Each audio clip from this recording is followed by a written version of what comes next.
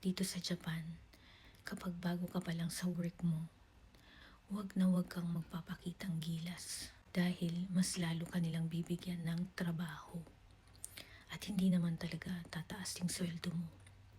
Kasi ako guys, na-experience ko yan. Nung bago pa lang ako sa work ko, syempre nagpakitang gilas ako sa sensei ko, no? Dun sa nagtitrain sa akin.